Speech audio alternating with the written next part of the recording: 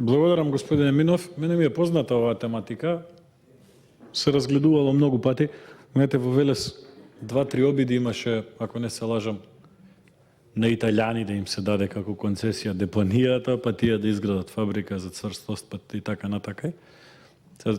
Дали тоа што се италијани е случајно или не со ова што слушаме и што разгледуваме по како информации, градски муабети, се зборам и по Скопје и по другите градови, не знам, но никако тоа да успее.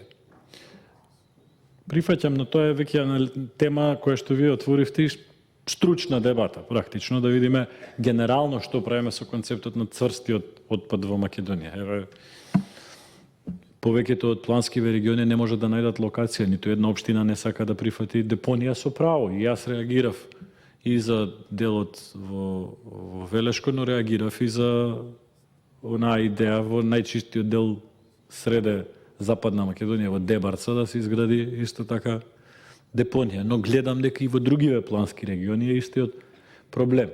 Буково ви виси со УНЕСКО.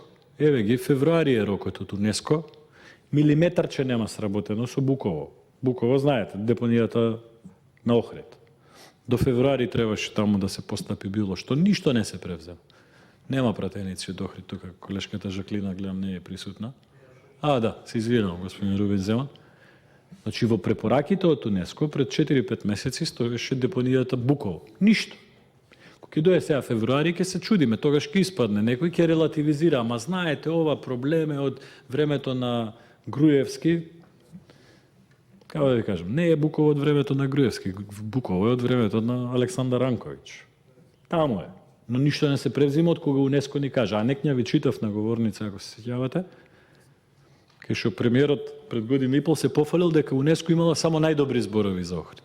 Во едно пратеничко прашање на колега исто од водачкото мнозинство.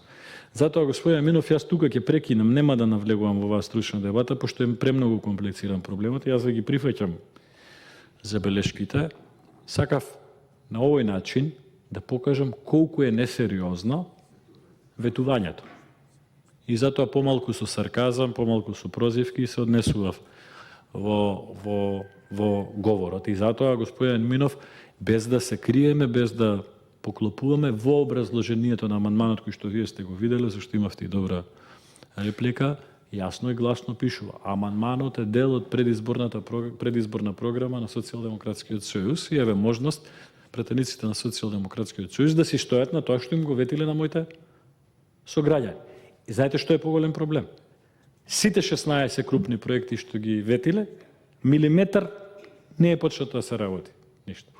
Може ќе излезе некој од колегите пратеници од Велес сега, ќе образложува проекти, физибилити студии, постапки и ова, претходниот градоначалник крив, тој вака, тој нака, но факт е дека еве го мандатот завршува, 3 јануар завршува мандатот на оваа влада, нова влада ќе бираме, нема да бираме ние само премиер и двајца министри, ќе бираме нова влада која што има технички